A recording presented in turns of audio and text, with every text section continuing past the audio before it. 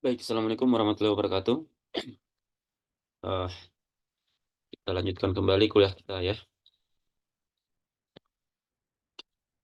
di mekanika dasar ya atau di mekanika klasik.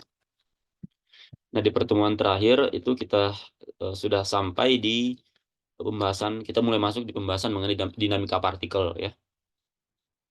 Mempelajari tentang gerak suatu partikel dengan mempertimbangkan penyebab dari bergeraknya partikel tersebut.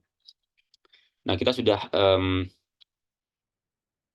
melihat ada 3 buah hukum yang dicetuskan oleh Newton ya, di mana Sir Isaac Newton ini merupakan peletak pondasi dasar tentang gerak partikel ya, atau dinamika partikel. Ada 3 hukum yang terkenal. Hukum pertama itu pada intinya membahas tentang ketiadaan gaya.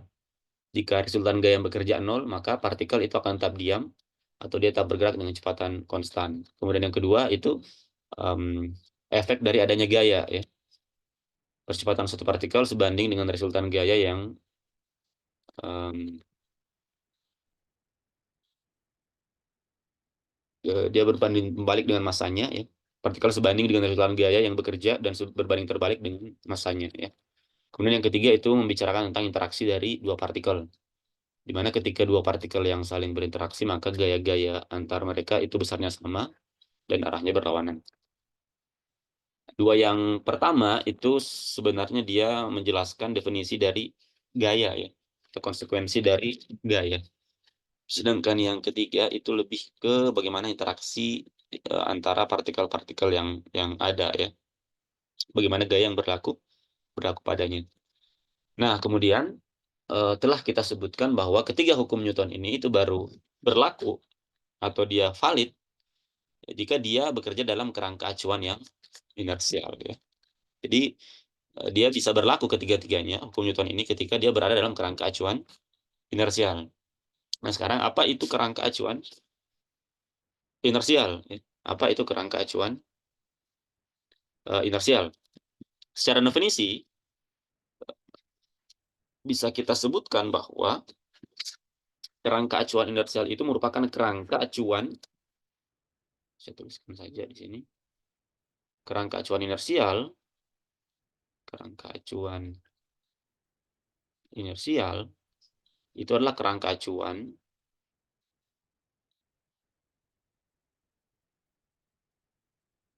yang berdiam atau bergerak, yang diam atau bergerak dengan kecepatan konstan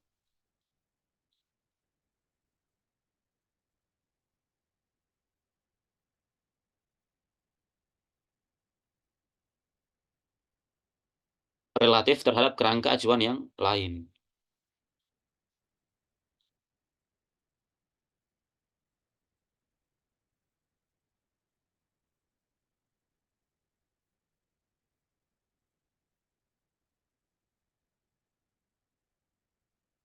Nah, jadi itu yang disebut sebagai kerangka acuan inersial ya. Jadi kita punya 2 kerangka.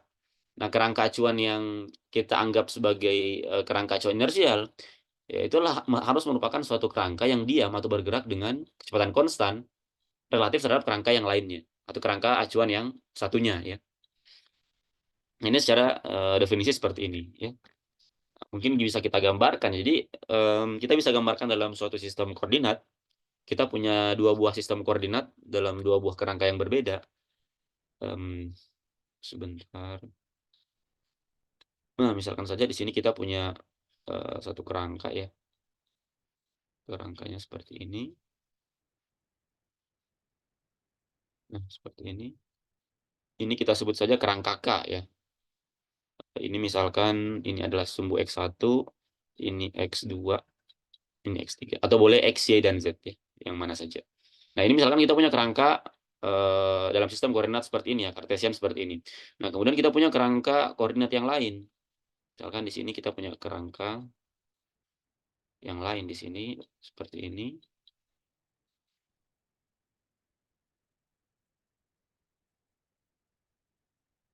Di mana sumbu-sumbunya itu misalkan inilah X1 aksen, ini adalah X2 aksen, dan ini adalah X3 aksen. Ya.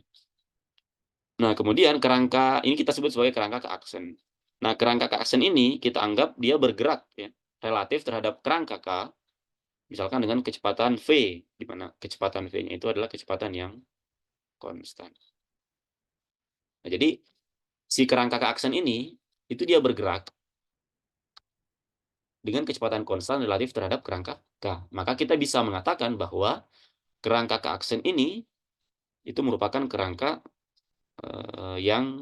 kerangka acuan yang inersial. Ya. Nah, dalam kerangka sistem koordinat seperti ini atau sistem dua kerangka seperti ini, maka berlaku suatu transformasi yang disebut sebagai transformasi Galilean. Ini mungkin kalian sudah pernah dengar ya, atau mungkin pernah baca. Atau sistem kerangka acuan inersial itu dicirikan oleh yang disebut sebagai transformasi Galilean. Ya, di mana misalkan di dalam dua buah kerangka ini ada masing-masing pengamat ya. Jadi di kerangka yang diam ini misalkan ada pengamat, kemudian di kerangka yang bergerak ini itu ada pengamat yang lain ya. Nah, maka kita bisa menyatakan dalam transformasi Galilean bahwa yang pertama yang kita dapatkan hubungannya adalah X1 aksen itu sama dengan X1 dikurang VT, kemudian X2 aksen itu sama dengan X2, X3 aksen itu sama dengan X3, dan T aksen sama dengan T. Nah, ini yang disebut sebagai transformasi Galilean. Nah, di sini kita anggap kerangka keaksennya itu hanya bergerak di sumbu X saja ya. Jadi dalam satu dimensi saja. Sedangkan terhadap sumbu X2 dan X3 dia tidak bergerak relatif. Jadi gerak relatifnya itu terhadap sumbu X saja. Nah, apa maksudnya transformasi ini? Artinya jika ada seorang pengamat di dalam kerangka keaksen, maka jarak yang diukur oleh si pengamat tersebut di dalam kerangka keaksen itu sama dengan jarak yang diukur oleh pengamat yang ada di kerangka K dikurang kecepatan dari si kerangka keaksen dikali dengan waktu yang digunakan untuk mengukur tersebut ya. Jadi misalkan dia mengukur sesuatu di sini ya, misalkan mengukur jarak atau mengukur misalkan ada panjang suatu benda misalkan. Nah, maka panjang yang diukur oleh pengamat yang di sini di keaksen itu X1 aksen itu sama dengan kerangka yang diukur oleh pengamat yang ada dalam kerangka K dikurang dengan kecepatan kerangka keaksen dikali dengan waktu tempuhnya ya, atau waktu yang digunakan ketika selama mengukur jarak tersebut. Sedangkan X2 aksen, X3 aksen itu dia tetap ya karena dia tidak bergerak ke sumbu X2 dan X3 kecuali misalkan dia bergerak 3 dimensi. Tapi untuk mempermudah pemahaman kita anggap saja dia bergerak di sumbu X1 aksen saja dengan kecepatan konstan. Kemudian waktu yang diukur di sini di kerangka aksen itu harus sama dengan waktu yang diukur di kerangka K ya. Jadi misalkan si pengamat di sini punya jam, di sini juga punya jam misalkan. Nah, waktu yang diukur di kerangka K aksen dan K itu harus sama. Ya. Nah, itu definisi dari penjabaran dari transformasi Galilea ya. Nah, kita bisa ambil contoh misalkan kerangka K itu misalkan stasiun kereta ya. Kemudian kerangka keaksen itu misalkan keretanya ya. Kemudian di dalam kereta itu ada orang di dalam, ada penumpang, kemudian di stasiun itu juga ada seorang pengamat ya, penumpang lain yang belum naik ke kereta ya. Jadi masing-masing itu dia akan ketika mengukur sesuatu maka akan berlaku transformasi Galilean ini. Nah, sekarang kita lihat kenapa hukum Newton itu mensyaratkan kerangka acuan inersial seperti ini ya, sistem kerangka acuan inersial seperti ini, atau artinya dia harus berlaku transformasi Galilean ya, seperti yang ada di sini ya. Nah, kita lihat kalau misalkan masing-masing besaran X1 aksen, X2 aksen, dan X3 aksen ini kita turunkan terhadap waktu. Misalkan kita turunkan ya X1 aksen, itu kita turunkan terhadap waktu, berarti X1 aksen dot, maka ini akan sama dengan dx1 per dt ya, sama ya. Artinya kalau ruas kiri kita turunkan terhadap waktu, maka akan sama dengan ruas kanan diturunkan terhadap waktu ya. Berarti ini akan sama dengan X1 dot dikurang VT diturunkan terhadap waktu ini sama dengan V ya. Atau sama dengan ya X1 aksen sorry, X1 dot dikurang V. Kemudian yang X2 aksen, karena dia tidak bergerak, terus nunggu X2, ini pasti sama ya, X2 dot, dan X3 aksen dot, itu sama dengan X3 dot. Nah, ini kalau kita turunkan sekali lagi, berarti kita akan dapatkan bahwa X1 double aksen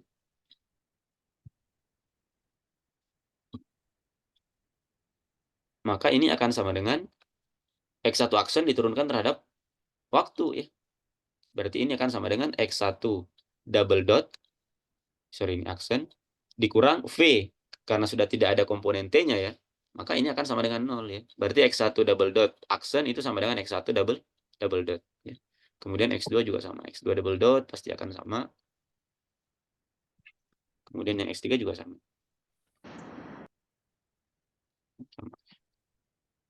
Nah, artinya kita bisa melihat bahwa, nah ini kan definisi dari percepatan ya, turunan 2 kali dari jarak terhadap waktu itu adalah definisi dari percepatan. Artinya kita bisa simpulkan bahwa XI, di mana I itu berjalan dari 1, 2, 3, maksudnya ini adalah X1, X2, dan X3 ya. XI double dot, aksen itu sama dengan XI double dot. Nah, tidak lain bahwa kita dapat menyimpulkan bahwa gaya yang bekerja di kerangka aksen, F aksen itu sama dengan F gaya yang bekerja pada kerangka K. Karena percepatannya sama ya.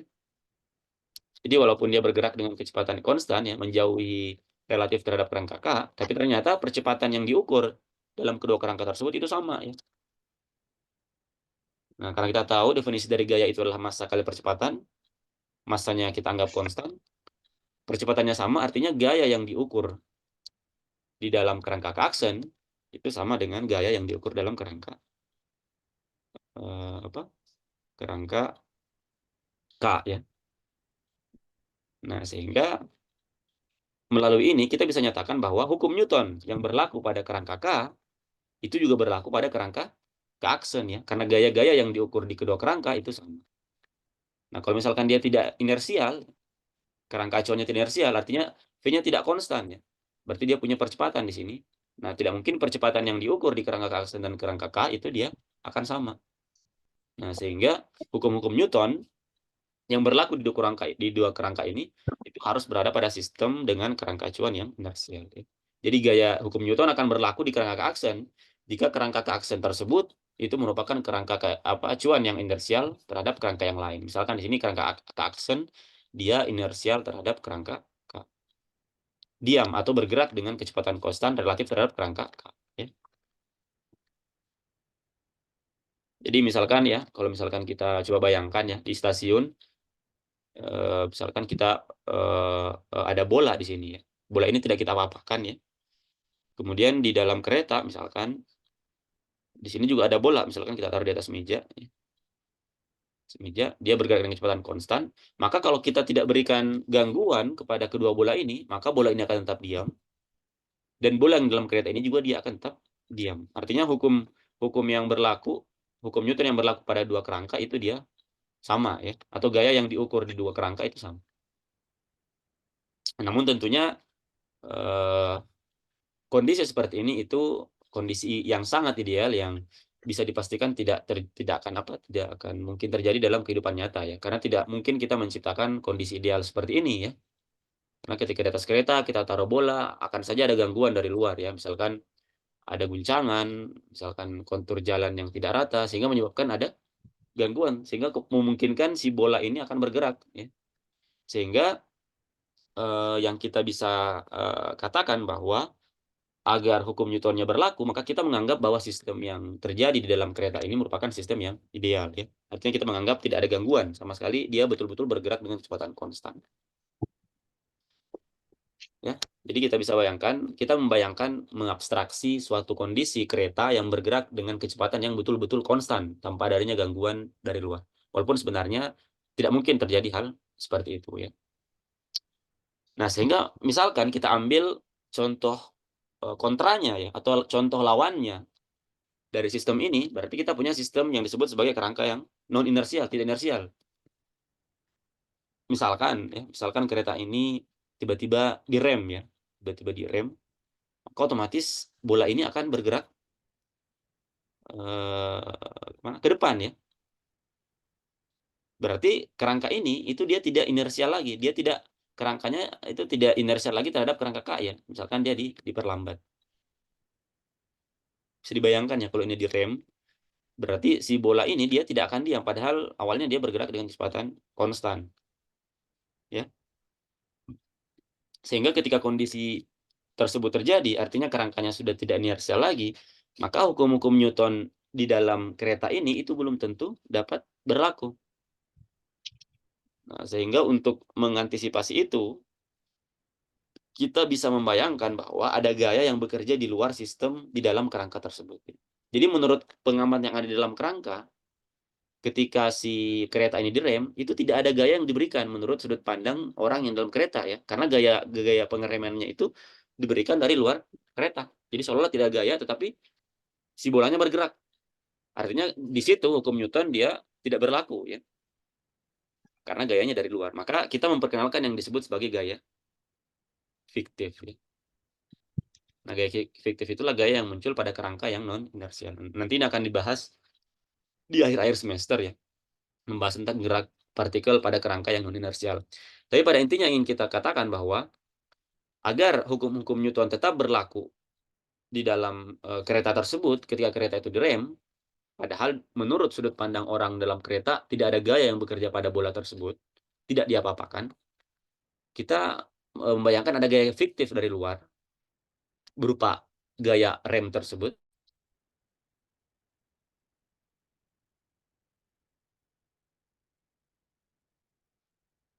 Oke, maaf terputus ya. Oke, ya kita lanjutkan. Jadi untuk menjamin bahwa hukum-hukum Newton itu tetap berlaku di dalam kereta tersebut, maka kita menambahkan yang disebut sebagai gaya fiktif ya, gaya yang bekerja di luar sistem yang menyebabkan terjadinya adanya gaya yang bekerja pada bola yang ada dalam kereta tersebut.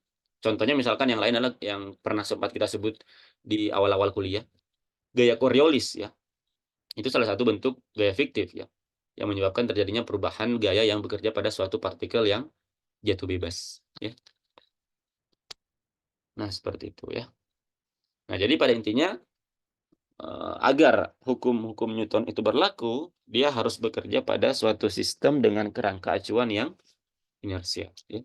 Ketika kerangkanya itu dia tidak inersial lagi, seperti kasus yang tadi ada pengereman pada kereta, artinya ada gaya dari luar, maka agar hukum Newton tersebut tetap berlaku dalam kereta, maka kita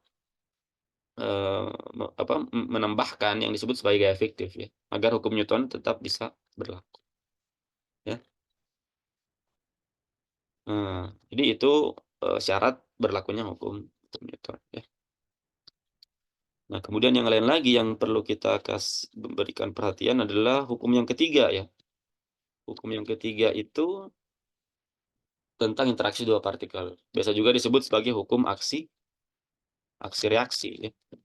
Ini biasa kita sebut sebagai hukum aksi reaksi.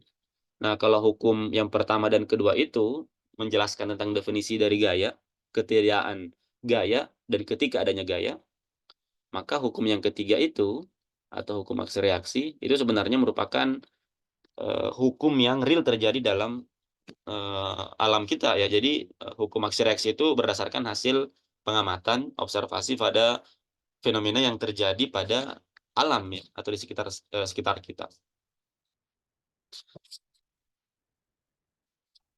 Itu hukum tentang aksi reaksi ya.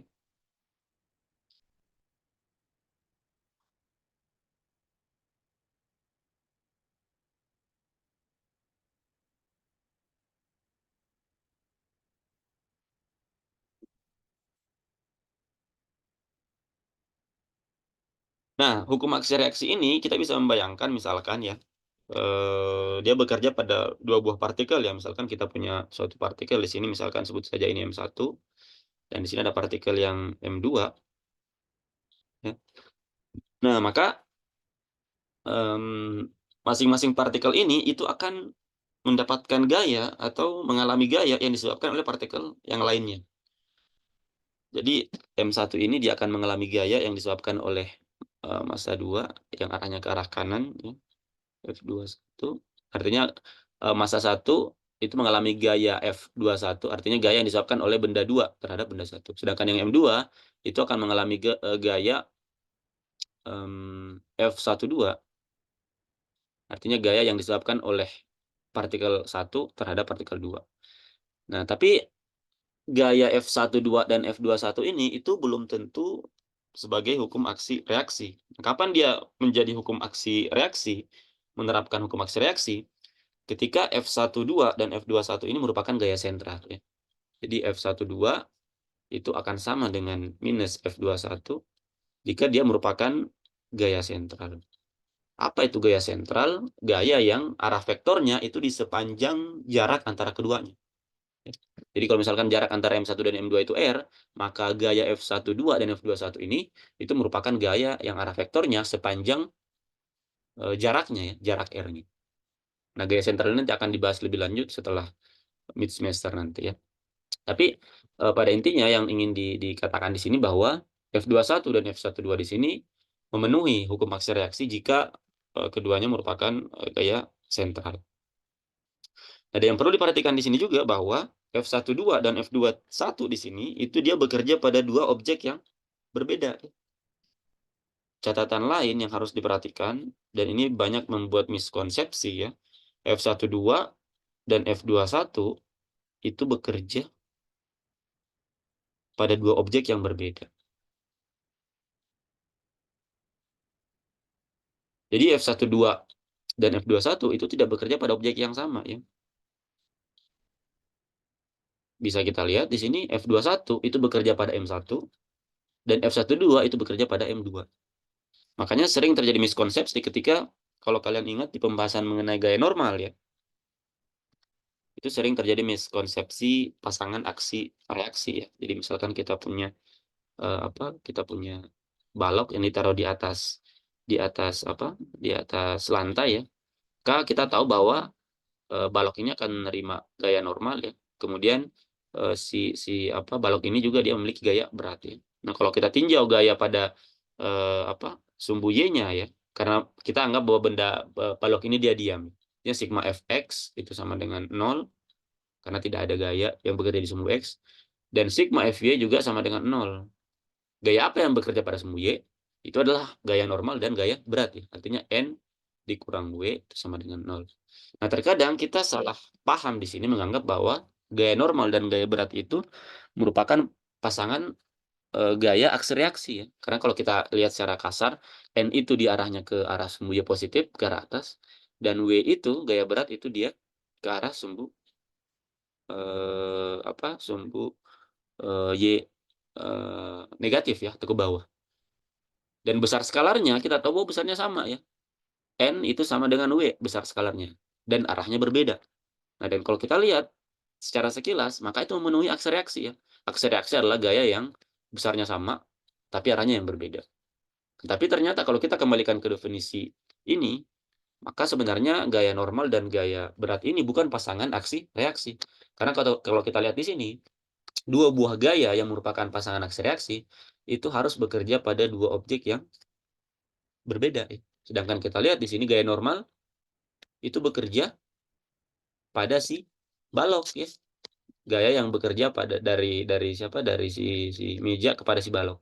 Sedangkan gaya berat ini itu gaya yang bekerja pada si balok juga oleh tarikan gaya gravitasi bumi. Artinya N dan W ini itu dua-duanya bekerja pada si balok.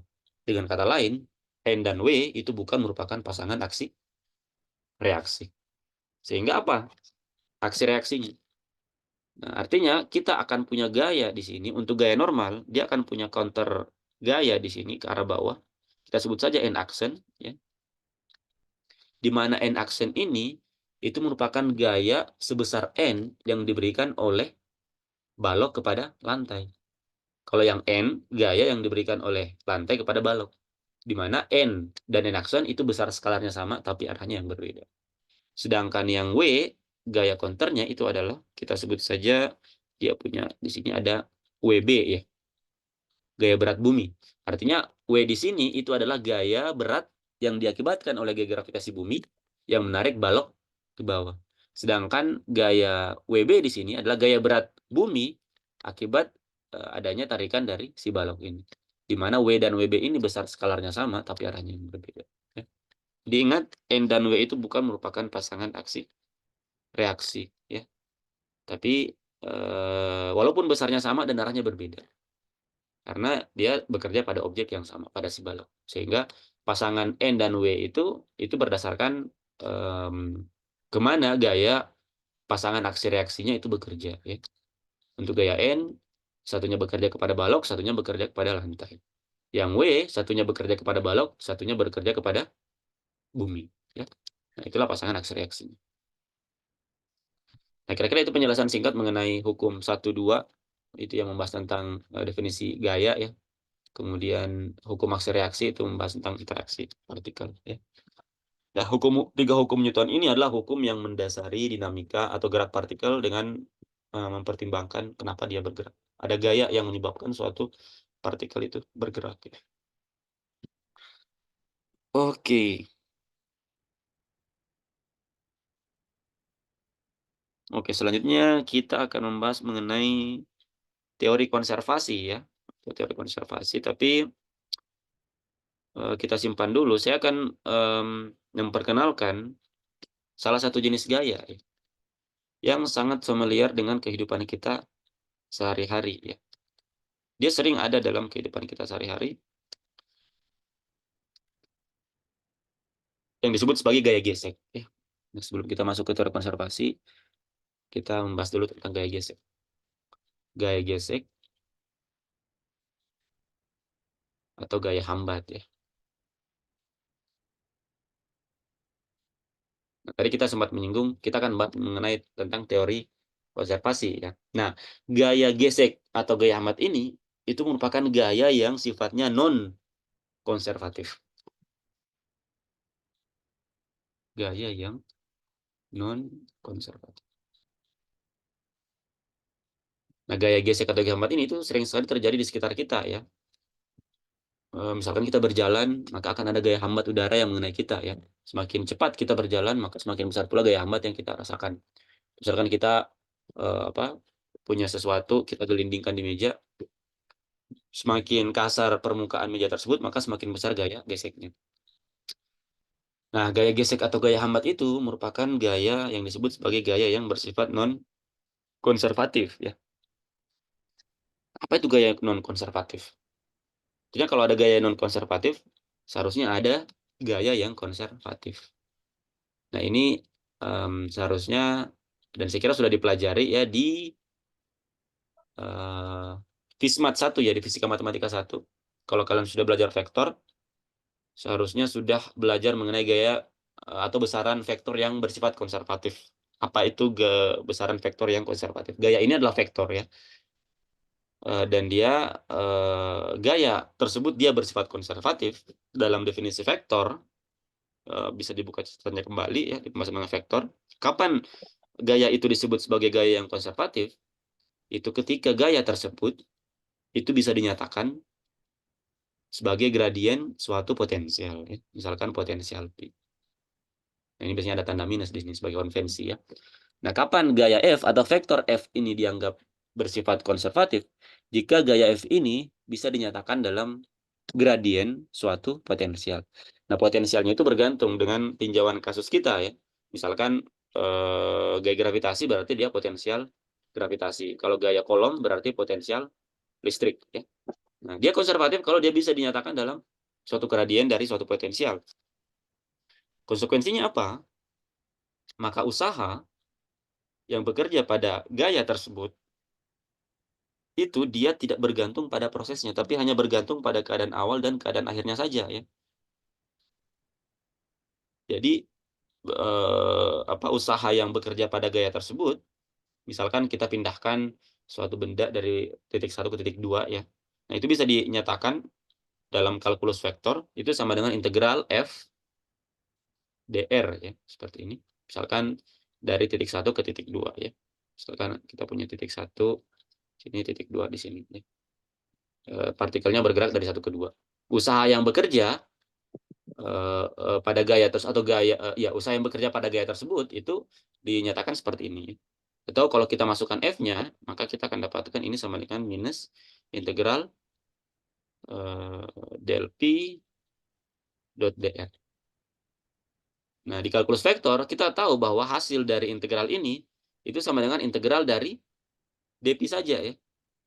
Kalau ini bekerja dalam satu dimensi saja, ini kan berarti turunan dp dr. Ya, dp dr dari P. Nah, di kalkulus vektor, bentuk integral seperti ini itu akan menghasilkan integral dari titik 1 ke titik 2 minus dari tinggal menyisakan dp saja.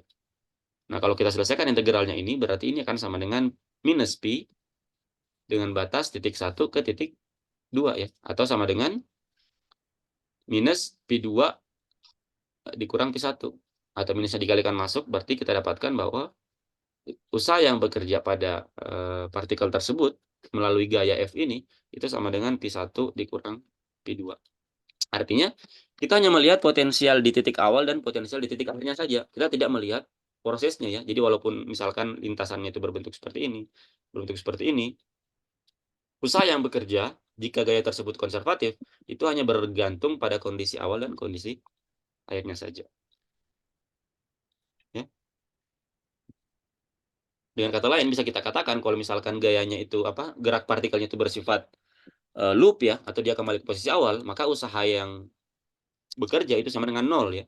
Misalkan W minus integral tertutup, artinya dari 1 bergerak ke 2 dan bergerak ke 1 lagi. dp artinya dia akan sama dengan Pi1 dikurang Pi1 ya. Karena dia kembali ke titik awal, ini akan sama dengan 0. Artinya tidak ada usaha, walaupun dia bergerak ke 2 dulu kemudian ke 1. Nah, itu kalau dia gaya konservatif. Sifat lainnya di kalkulus vektor bahwa jika gayanya bersifat konservatif, maka curl-nya itu akan sama dengan 0. Atau dia bersifat curlless. Di mana nabla cross F itu sama dengan 0. Dan ini merupakan salah satu cara untuk membuktikan apakah F itu dia konservatif atau tidak. Dengan kita curlkan dia. Kalau kita curlkan, ya, gaya tersebut atau vektor tersebut, dia akan sama dengan 0. Kalau dia tidak sama dengan 0, artinya dia tidak konservatif. Ya. Nah, gaya gesek ini, dia sifatnya non-konservatif. Ya. Artinya, usaha yang dilakukan oleh si gaya gesek ini atau gaya hambat ini, itu dia bergantung pada lintasannya. Jadi tidak bisa posisi awal dan posisi akhirnya. Tapi selama proses itu terjadi usaha di situ ya. Misalkan kalau kalian bisa bayangkan usaha gaya gesek ketika ada balok yang bergerak turun di bidang miringnya kasar, artinya ada gaya gesek, maka selama lintasan tersebut terjadi usaha akibat gaya gesek tersebut ya. Makanya biasanya di situ ada gaya yang hilang ya, menjadi energi yang hilang. Misalkan menjadi energi bunyi, energi panas. Nah, artinya dia tidak bergantung pada posisi awal dan posisi akhir, tapi dia bergantung pada proses. Ya, jadi, yang membedakan antara gaya konservatif dan non-konservatif adalah usaha yang bekerja pada gaya tersebut. Pada gaya konservatif, usahanya itu bergantung pada posisi awal dan posisi akhirnya saja. Sedangkan pada gaya yang non-konservatif atau gaya gesek atau gaya hambat, itu dia bergantung pada lintasan. Ya, itu yang membedakan. Nah, gaya gesek ini sangat erat dengan kehidupan sehari-hari kita karena sering kondisi ideal tanpa gaya gesek atau gaya hambat itu hampir tidak mungkin terjadi dalam kehidupan nyata ya, kecuali dalam kondisi vakum, misalkan di luar angkasa. Tapi di sekitar kita itu tidak memungkinkan terjadinya suatu gerak tanpa adanya gaya gesek atau gaya hambat ya. Ini kita akan sebentar berikan contoh bentuk-bentuk gaya hambat atau gaya gesek yang biasa terjadi di kehidupan sehari-hari kita ya. Sebelum nantinya kita masuk ke teori konservasi. Oke, karena waktunya tinggal sedikit lagi, kita stop dulu sesi yang pertama di sini. Nanti silakan istirahat kurang lebih 10 menit, kemudian masuk kembali ke link yang sama.